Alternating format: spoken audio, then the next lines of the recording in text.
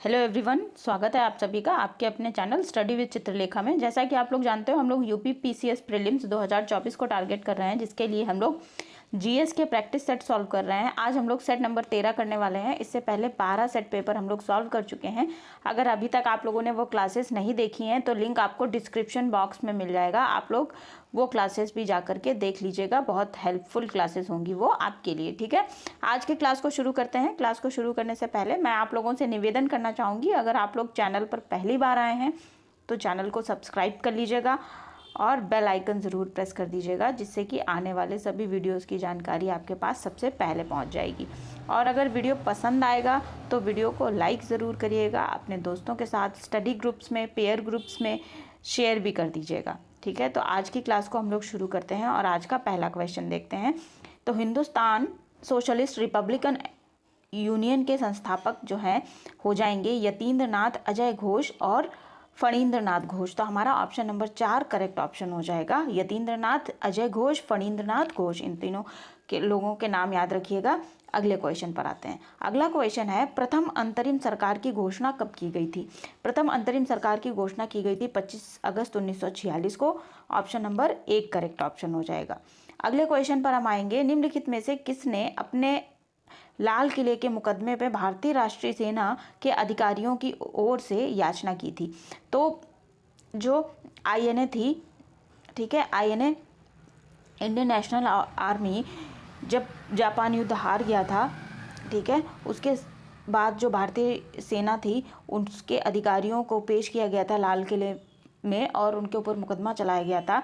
तो इन चारों ऑप्शंस में से तेज बहादुर सप्रू, जिन्हें कि सर टीबी सप्रू कहा जाता है, उन्होंने आईएनए की तरफ से मुकदमा लड़ा था। ठीक है, तो ऑप्शन नंबर 4 करेक्ट ऑप्शन हो जाएगा, सर टीबी सप्रू। इनका पूरा नाम है तेज बहादुर सप्रू, ध्यान रखिएगा। अगला क्वेश्चन है, 1942 में कांग्रेस के बॉम्बे अधिवेशन में भारत छोड़ो का प्रस्ताव किसके द्वारा लाया गया था? तो 1942 में जो कांग्रेस का अधिवेशन हुआ था मुंबई के ग्वालियर टैंक में हुआ था। उस समय मुंबई का नाम बॉम्बे हुआ करता था।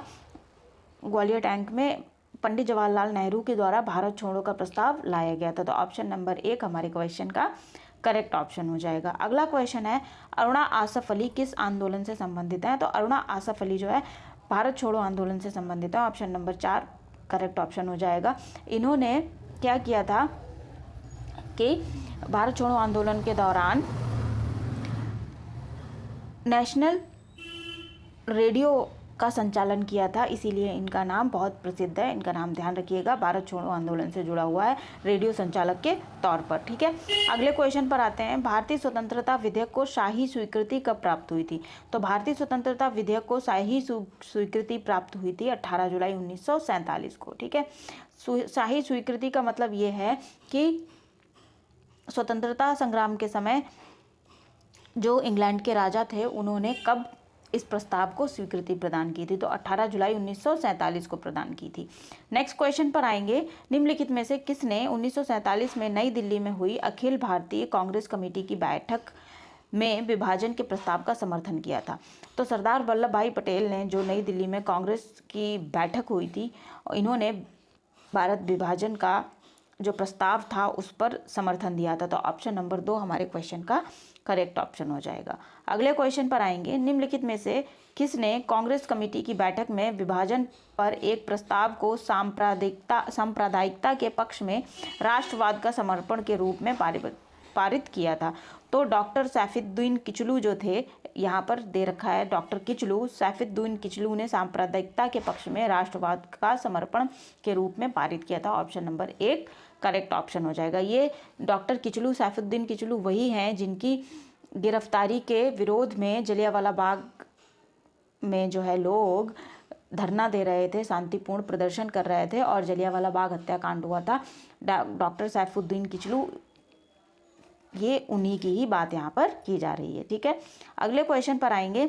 1946 के कैबिनेट मिशन का नेतृत्व किसके द्वारा किया गया था? तो 1946 में जो कैबिनेट मिशन भारत आया था उसका नेतृत्व, या यूं कहें अध्यक्ष, कौन था? सर पैट्रिक लॉरेंस थे। ऑप्शन नंबर 1 करेक्ट ऑप्शन हो जाएगा, सर पैट्रिक लॉरेंस। यहाँ पर लिखा हुआ है, कहीं कहीं पैट्रिक लॉरेंस भी लिखा जाता है, पैट्रिक लॉरेंस, तो इसको भी सेम चीज़ें हैं ये, ठीक है। नेक्स्ट क्वेश्चन पर आएंगे। नीचे दिए गए दो कथन हैं, एक को अभिकथन और दूसरे को कारण के रूप में लेबल किया गया है। मतलब ये कथन और कारण वाला क्वेश्चन है। हमें देखना है कि हमारा कथन अभी क्या कह रहा है। 1946 में मुस्लिम लीग ने कैबिनेट मिशन योजना की अपनी स्वीकृति वापस ले ली थी। ये बिल्कुल सही बात है। जो कैबिनेट मिशन आया था इस पर मुस्लिम लीग ने स्वीकृति नहीं दी थी। कारण क्या कह रहा है, मुस्लिम लीग 1986 में बनी अंतरिम सरकार में शामिल हो गई थी। ये भी सही बात है, दोनों सही हैं, लेकिन जो है आर क्या है, ए का सही एक्सप्लेनेशन नहीं है। तो हमारे क्वेश्चन का जो करेक्ट आंसर है ये हो जाएगा कि कथन और कारण दोनों सही हैं, लेकिन आर ए का सही स्पष्टीकरण नहीं है। ऑप्शन नंबर 2 हमारे क्वेश्चन का करेक्ट आंसर हो जाएगा। अगला क्वेश्चन भी कथन और कारण वाला क्वेश्चन है। इसमें कहा जा रहा है, ये दोनों क्वेश्चन सेम क्वेश्चन है, ऊपर रिपीट हो चुका है, ठीक है। तो अब हम नेक्स्ट क्वेश्चन पर आएंगे। मुस्लिम लीग और भारतीय राष्ट्रीय कांग्रेस के बीच राजनीतिक गतिरोध को दूर करने के लिए CR फॉर्मूले को किसने तैयार किया था। तो CR फॉर्मूला जो है राजगोपालाचारी के द्वारा तैयार किया गया था। ऑप्शन नंबर 2 करेक्ट ऑप्शन हो जाएगा। मुस्लिम लीग और भारतीय राष्ट्रीय कांग्रेस के बीच जो राजनीतिक गतिरोध हो रहा था उसको दूर करने के लिए। अगला क्वेश्चन आएगा, कौन सा कथन 1942 के भारत छोड़ो आंदोलन के बारे में सही नहीं है। तो देखिए, इसका नेतृत्व महात्मा गांधी के द्वारा किया गया था, ये सही बात है। कांग्रेस को एक अवैध निकाय घोषित कर दिया गया था अंग्रेजों के द्वारा, ये भी सही बात है। ये एक अहिंसक आंदोलन था, ये गलत बात है, ठीक है। ये हिंसक आंदोलन था, कहीं कहीं छुटपुट हिंसा की घटनाएं भी सामने आ रही थी। तो ऑप्शन नंबर 3 करेक्ट ऑप्शन हो जाएगा। और इसी में ही नारा दिया गया था करो या मरो का, ठीक है, करो या मरो। नेक्स्ट क्वेश्चन को देखेंगे। निम्नलिखित में से कौन भारतीय राष्ट्रीय सेना आज़ाद हिंद फौज से संबंधित नहीं था, ठीक है। तो BC दत्त जो हैं ये आज़ाद हिंद फौज से संबंधित नहीं थे। PK सहगल, शहनवाज खान और राशिद अली, ये तीनों व्यक्ति आज़ाद हिंद फौज से संबंधित थे, BC दत्त नहीं थे। तो हमारे क्वेश्चन का जो करेक्ट आंसर है BC दत्त हो जाएगा। नेक्स्ट क्वेश्चन पर आएंगे। कौन सा कथन सही नहीं है हमें बताना है।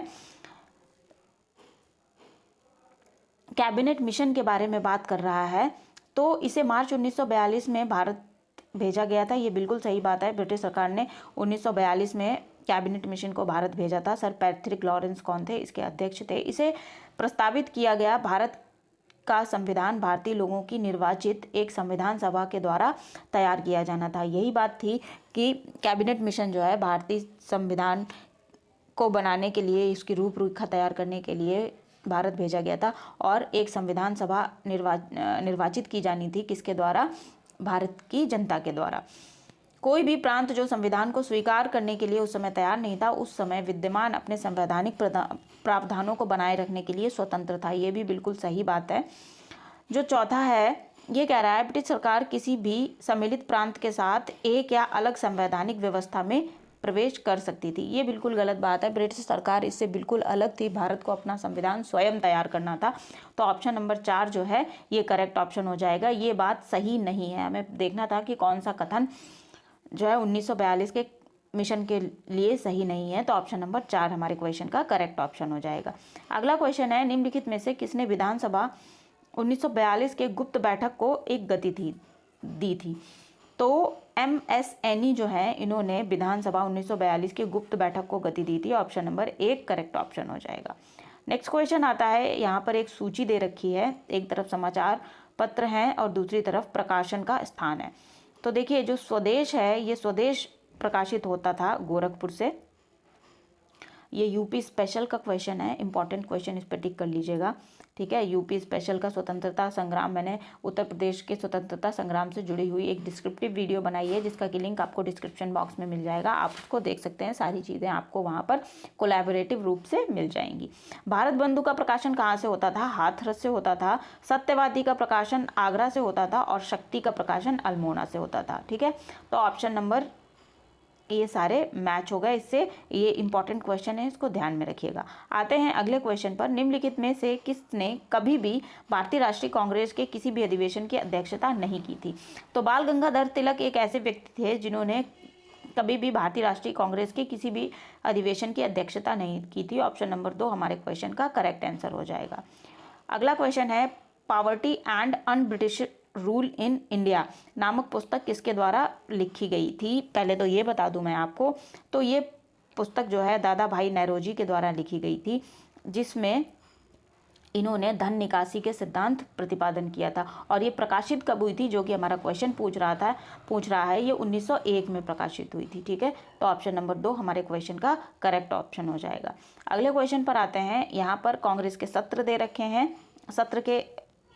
हैं, दूसरी तरफ अध्यक्ष दे रखे हैं। ठीक है, तो इसको थोड़ा ठीक करिएगा, इधर अध्यक्ष हो जाएंगे, यहाँ पर ये अध्यक्ष हैं और यहाँ पर ये स्थान है। कौन से स्थान पर कौन सा अध्यक्ष था, हमें मैच करना है।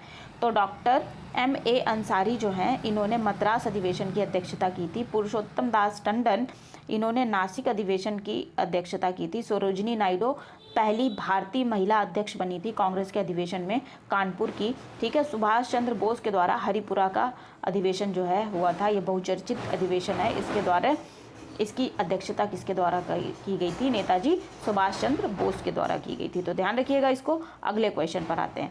अगला क्वेश्चन है, भारतीय राष्ट्रीय कांग्रेस के निम्नलिखित में से किस अधिवेशन में महात्मा गांधी ने कहा था कि गांधी मर सकते हैं लेकिन गांधीवाद हमेशा के लिए रहेगा? तो कराची में 1931 में जो अधिवेशन हुआ था, इसमें ही कहा गया था कि गांधी मर सकते हैं लेकिन गांधीवाद कभी नहीं मरेगा, ये हमेशा के लिए रहेगा। तो ऑप्शन नंबर 4 हमारे क्वेश्चन का करेक्ट आंसर हो जाएगा। माउंटबेटन योजना का आधार क्या था? तो माउंटबेटन योजना, जो कि लॉर्ड माउंटबेटन के द्वारा प्रस्तुत की गई थी, देश का बंटवारा इसका आधार था। भारत को 2 भागों में विभाजित किया जा रहा था। ठीक है, एक तरफ भारत था, दूसरी तरफ पाकिस्तान, 2 डोमिनियन स्टेट बनाए गए थे। तो ऑप्शन नंबर 3 हमारे क्वेश्चन का करेक्ट ऑप्शन हो जाएगा।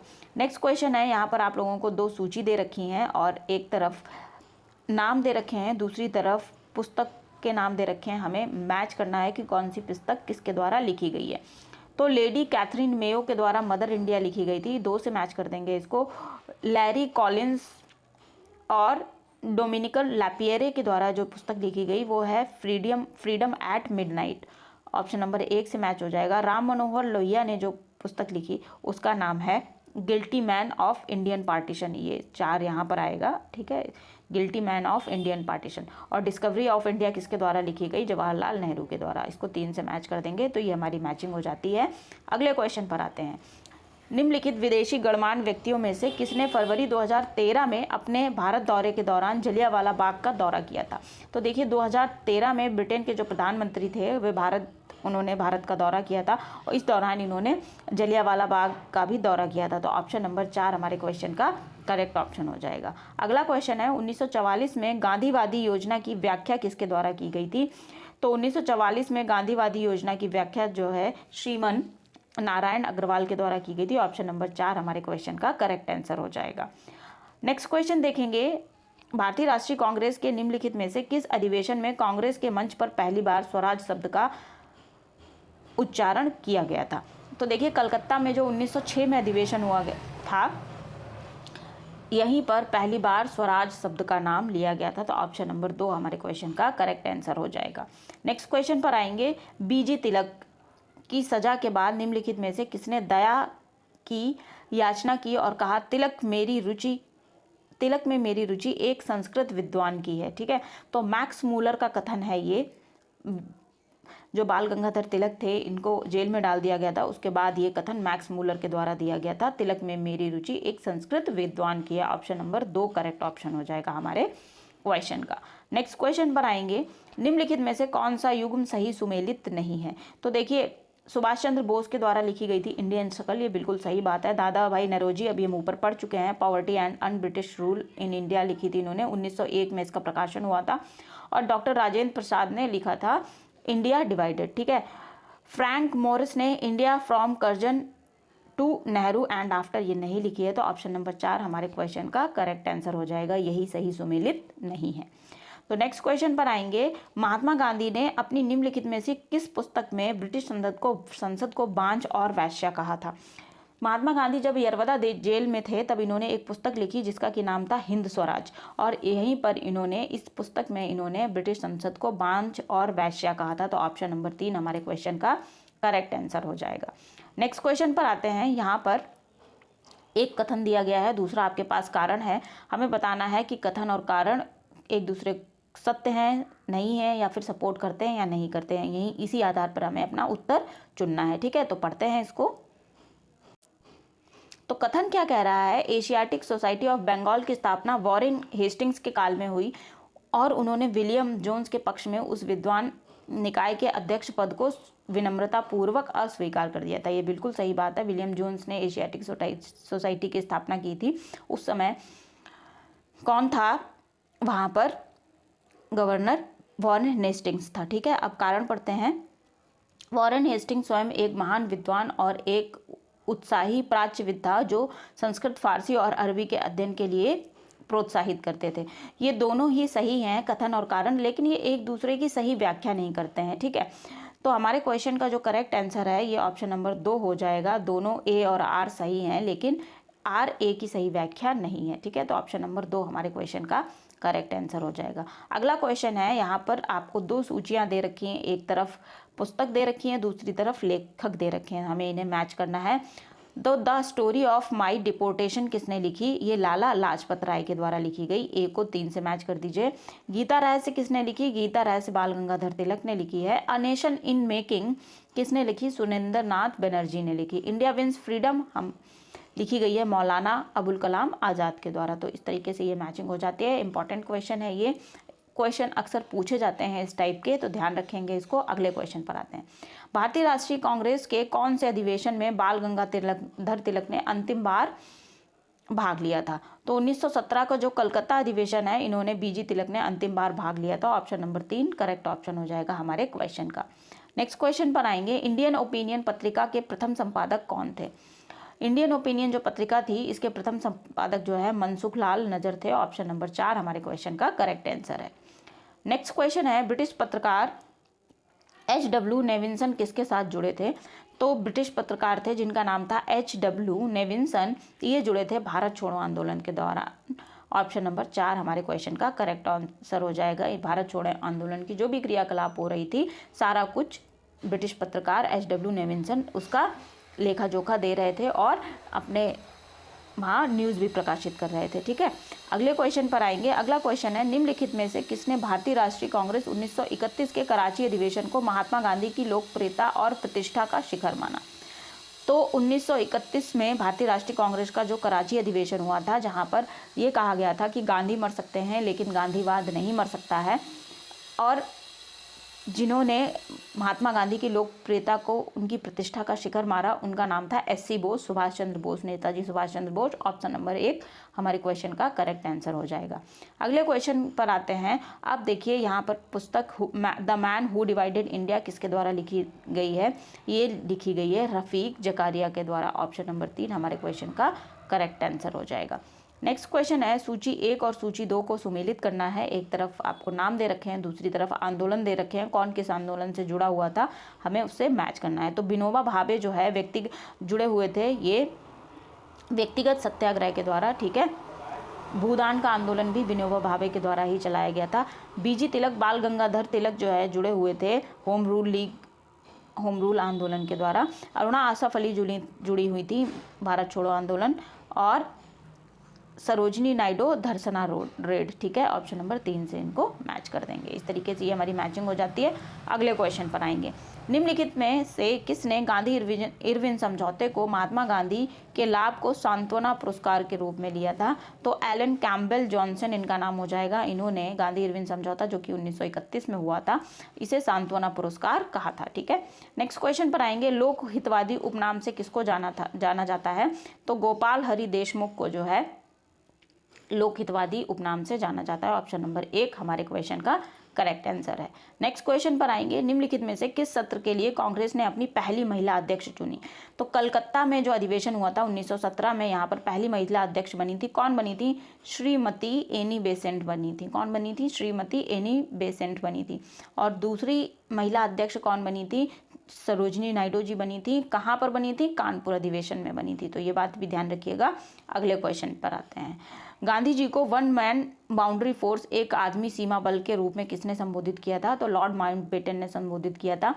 ठीक है, जब बंगाल में नुआखाली में सांप्रदायिक दंगे भड़क गए थे, तो वहाँ पर दंगों को रोकने के लिए महात्मा गांधी स्वयं गए थे और उन्होंने उनके प्रयासों के द्वारा वहाँ पर दंगों को रोका भी गया, तब उन्होंने महात्मा गांधी को वन मैन बाउंड्री फोर्स के नाम से संबोधित किया था। किसने? लॉर्ड माउंटबेटन ने। अगले क्वेश्चन पर आते हैं। सोमेंद्र नाथ टैगोर द्वारा स्थापित पार्टी का नाम क्या है? तो सोमेंद्र नाथ टैगोर द्वारा स्थापित पार्टी का नाम है क्रांतिकारी साम्यवादी दल। ऑप्शन नंबर 2 हमारे क्वेश्चन का करेक्ट आंसर है। नेक्स्ट क्वेश्चन है the roots of ancient India, प्राचीन भारत की जड़ें किसके द्वारा लिखी गई? तो ये लिखी गई है W.A. फेयर सर्विस के द्वारा। W.A. Fair service option number 3 हमारे क्वेश्चन का करेक्ट आंसर है।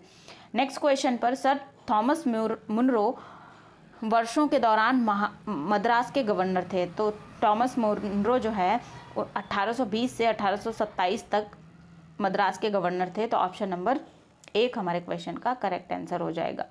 कृष्णदेव राय ने किस शहर की स्थापना की थी? तो कृष्णदेव राय ने वारंगल की स्थापना की थी। ऑप्शन नंबर 1 करेक्ट ऑप्शन है। विक्रमशिला विहार के संस्थापक कौन थे? तो विक्रमशिला विहार के संस्थापक जो थे कौन थे? देवपाल। ऑप्शन नंबर 2 हमारे क्वेश्चन का करेक्ट आंसर हो जाएगा। तो आज की क्लास में इस तरीके से हमने 45 क्वेश्चंस किए हैं मॉडर्न हिस्ट्री के।